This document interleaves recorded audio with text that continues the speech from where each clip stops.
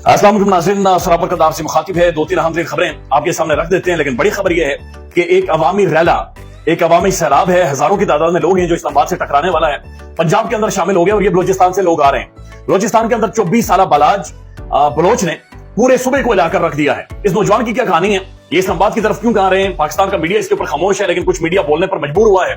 बैनुल अक़वामी तंजीमें बोलना शुरू हो गई हैं। ये मामला क्या आपके सामने रख देते हैं। लेकिन एक और बड़ी खबर यह है कि इमरान रियाज खान लाहौर बार में बोला है, बल्कि बोला नहीं है, गरजा है, बरसा है और खूब गरजा है। इमरान रियाज ने एक दफा फिर ललकारा है और वही बात की है कि मसला यह है कि आप मेरी आवाज बंद कर सकते हैं, मेरे उसकी आवाज में अभी भी लुकलत मौजूद है कि आप मुझे रोक सकते हैं, खामोश कर सकते हैं, लेकिन बंद दरवाजों के पीछे जो फैसले चंद लोग करते हैं, ये फैसले अब नहीं होंगे। इमरान रियाज ने बड़ा क्लियर कैटेगोरिकल ये कहा है कि जना मसला ये है कि एक तो या तो आइन बदल दो या फिर मेरे बोलने का हक मुझसे छीन लो, लेकिन आप ये ना करें कि बंद दरवाजों के पीछे फैसले करके आप 25 करोड़ अवाम के ऊपर थोप देंगे।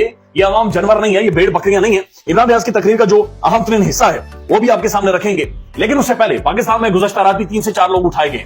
3 से 4 तहरीक इंसाफ की शख्सियात को गिरफ्तार किया गया है, उन्हें कैद किया गया है, उन्हें नजरबंद किया गया है। मसला यह है कि इमरान खान को 137 से 38 दिन हो गए जेल के अंदर। वो खान नॉट आउट है, बल्कि वो जम गया है। उसने पांव अपनी विकेट के ऊपर जमा दिए हैं। वो एक कदम भी पीछे नहीं हट रहा। ये शॉर्ट बॉल करते हैं, बाउंसर मारते हैं, ये यॉर्कर मारते हैं, वो बिल्कुल डेड स्टॉप ही नहीं किया जा रहा, बिल्कुल रोके जा रहा है। बल्कि बहुत सारी खबरें ये भी आ रही हैं कि इमरान खान साहब ने जेल के अंदर जो खाना बनाता है कुक, उसे बुलाकर थपकी भी दिए और उसे कोई इनाम शिनाम भी दिया है कि ये इनाम रखो, तुम्हारे खाने का टेस्ट बड़ा अच्छा है। एक बंदा जिसने सब के लिए वक्ता डाला हुआ है, पूरे मुल्क के अंदर पूरा सिस्टम डामाडोल है। बल्कि अब वो कहावत आपने सुनी होगी कि ना तो नौमन तेल होगा ना राधा नाचेगी, लेकिन यहां पर बगैर तेल के राधा नाच रही है, यानी निजाम नाच रहा है और निजाम नाच नाच के घुंघरू तोड़ चुका है, छाले पड़ गए निजाम के पांव को। और खान अंदर ये कह रहा है कि जनाब वो जो खाना बनाता है उसका टेस्ट बड़ा अच्छा है, मुझे खाने में बड़ा मजा आ रहा है। फिर वो एक्सरसाइज कर रहा है, डेंशन मार रहा है, वो पुलअप शुलअप कर रहा है, साइकिल अपनी लगातार बड़ी तेजी के साथ चला रहा है, मसल शसल फिट एब शेप्स वो खान वहां पर बनाए जा रहे हैं। एक बंदा जिसके ऊपर जिसको उम्र कैद की सजा हो सकती है, जिसे सजाए मौत लटकाया जा सकता है, ऐसा प्रेसिडेंट भी पाकिस्तान के अंदर मौजूद हो, वो अंदर बैठकर मजे ले रहा है, वो अंदर बैठकर सुकून में है, लेकिन जो बाहर है वो नाच रहे हैं। और इतना नाच रहे हैं कि वो मुझे इंडियन फिल्म का गाना याद आता है कि मुन्नी बदनाम हो गई डार्लिंग तेरे लिए। तो बाहर का जो माहौल है वो यकीन माने ऐसा ही है कि सब बदनाम हो गए और इतने बदनाम हो गए कि समझ नहीं आ रही कि कौन किसके लिए बदनाम हुआ है। निजाम की जो कालक है वो कालक खुलकर सामने आई है। सुप्रीम कोर्ट के जज काजी फाइज साहब ये कह रहे हैं कि इंतखाबात करवाएं और पत्थर की लकीर इलेक्शन करवाएं।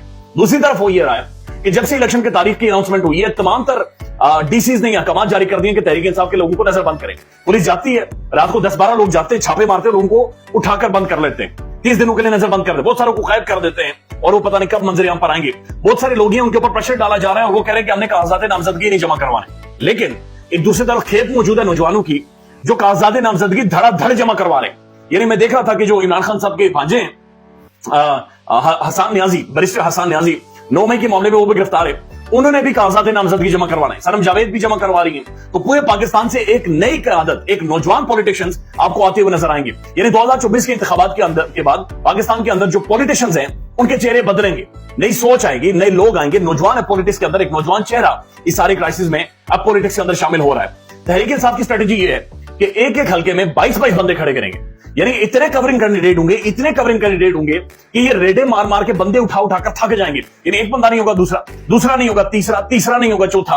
और तहरीक इंसाफ के लोग ये फैसला कर चुके हैं कि अगर मर्द पकड़ा जाएगा तो उसकी बीवी इलेक्शन लड़ेगी, बीवी पकड़ी जाएगी उसकी बहन लड़ेगी, बहन पकड़ी जाएगी उसका भाई लड़ेगा, भाई पकड़ा जाएगा मामू लड़ेगा, चाचा लड़ेगा। लिहाजा एक अंदाजा सिर्फ इस बात से लगा लें, इबाद फारूक जिसका छोटा बच्चा मर गया, छोटा बच्चा तड़प तड़प कर मर गया अपने वालिद के लिए, वालिद से नहीं मिल सका, उसकी वालिदा ने और उसके भाई ने कागजात नामजदगी जमा करवा दी है कि जनाब हमने इलेक्शंस लड़ने। तो अब खुद ही अंदाजा लगा लें कि मार कुटाई इसलिए की गई, डराया धमकाया इसलिए गया, उठाया इसलिए गया ताकि ये नौजवान इंतखाबात से भागे। सोहेल वड़ाई जैसे लोग खड़े होकर उन्होंने चीखो पुकार की कि आपको उम्मीद खत्म करनी होगी, लेकिन उसका रिजल्ट ये निकला कि एक एक जगह से 20-20 बंदे बाहर आ रहे हैं। अब हर बंदा जाकर अपने जो नॉमिनेशन पेपर्स हैं वो जमा करवा रहा है। शेर अफजल मरवत का गुज़श्ता दिन मैंने इंटरव्यू किया, उसका ये कहना कि मैं दोबारा आ रहा हूं पंजाब। उसने कहा कि मुझे जिस जगह पर बंद किया गया वहां पर ये ऑर्डर्स थे ऊपर से कि शेर अफजल मरवत को अजियत देनी है और शदीद तरीन अजियत देनी है।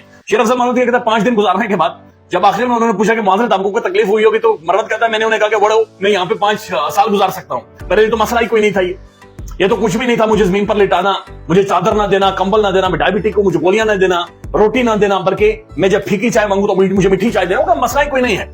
ये तो बढ़ गई ये सारी चीजें, ये तो मेरे लिए मैटर नहीं करती। तो कहानी एक बड़ी अलग जहद की तरफ जा रही है कि जहां पर चीजें आपको तब्दील होती हुई महसूस होंगी, लेकिन आपको एक मुट्ठी जोर से बंद करते हुए, बल्कि जो आखिरी झटके हैं वो लगाते हुए निजाम आपको महसूस हो रहा है। अब जो एक बड़ी खबर है, बड़ी खबर यह है कि बलूचिस्तान से मुजाहिरीन اور یہ ہزاروں کی تعداد میں بہت بڑی تعداد ہے جو بلوچستان سے پیدل اسلام آباد کی طرف آ رہی ہے. یہ پنجاب کے اندر داخل ہو چکے ہیں. یہ ایک بڑا لمبا سفر ہے جو طے کر کے آ رہے ہیں. گزشتہ تقریباً 2-2.5 مہینوں سے غالباً یہ سفر میں ہیں اور یہ اسلام آباد کی طرف آ رہے ہیں. یہ پنجاب کے اندر داخل ہو گئے ڈی آئی خان میں, اور وہاں پر انہوں نے ان کے حوالے سے کافی سارے اقدامات, کافی سارے لوگ گرفتار بھی ہوئے. معاملہ یہ ہے کہ 6 دسمبر کو یہ مکرون کے ضلع سے بنیادی طور پر یہ سارا مارچ شروع ہوا ہے اور یہ جو پنجاب میں داخل ہوا ہے, اور ان کا یہ کہنا ہے کہ جبری گمشدگی یعنی لوگوں کو اٹھا کر غائب کرنے والے کو بازیاب کروایا جائے.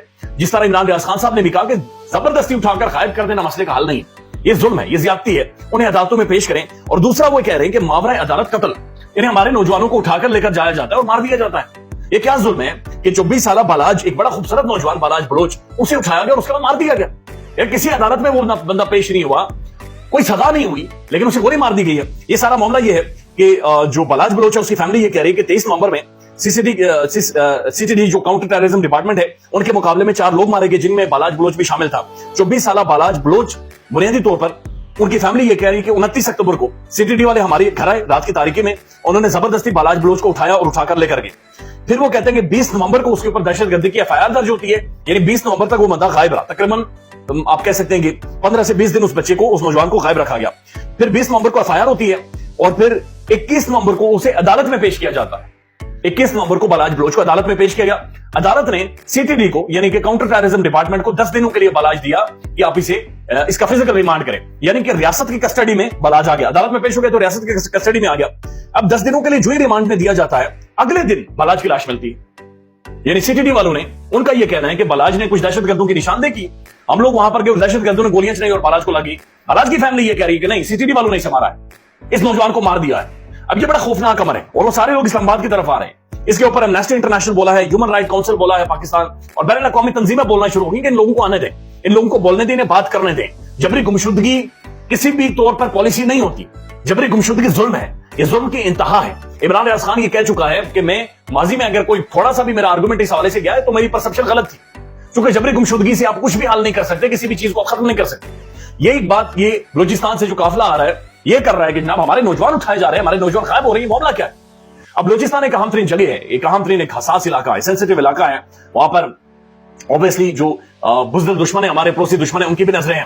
بین الاقوامی جو خفیہ ادارے وہ بھی وہاں پر کام کرتے ہیں, اور اس کی جو ٹیریٹری ہے وہ بھی بہت سارے ایسے ممالک کے ساتھ لگتی ہے کہ جہاں پر انٹرنیشنل بین الاقوامی انٹیلیجنس ایجنسیز بیٹھی ہوئی ہیں. اب وہ انتہائی سینسیٹیو ایریا ہے اور اس کے بارے میں حکومت کو کوئی نہ کوئی پالیسی بنانی ہوگی. بلکہ جو نگران حکومت ہے یہ ہے بھی ساری بلوچستان سے, یعنی اندازہ لگائیں چیف جسٹس بلوچستان سے, چیئرمین سینٹ بلوچستان سے, نگران وزیر اعظم بلوچستان سے, اس سے پہلے نگران وزیر داخلہ بلوچستان سے, یہ سارے بلوچستان سے ہیں. لیکن وہ مائیں بہنیں رو رہی ہیں, رول رہی ہیں, لیکن یہ بولتے نہیں. یہ سارے خاموشی اقتدار کے مزے لے, ہیٹر لگا کر, ہیٹر کے سامنے بیٹھ کر بکرے پھاڑنے پر یہ سب لگے ہوئے, لیکن اقدامات نہیں کر رہے. اب عمران ریاض خان بولے, اور عمران ریاض خان صاحب نے کہا کہ مجھے میرا رائٹ دو قانونی, قانون اور آئین مجھے یہ کہتا ہے کہ عمران ریاض بات کر سکتا ہے, مجھے بولنے کا حق دو, میری زبان نہ بدلو, میری زبان نہ خاموش کرواؤ, آئین بدلو اگر تمہیں بولنے میں مسئلہ ہوتا ہے.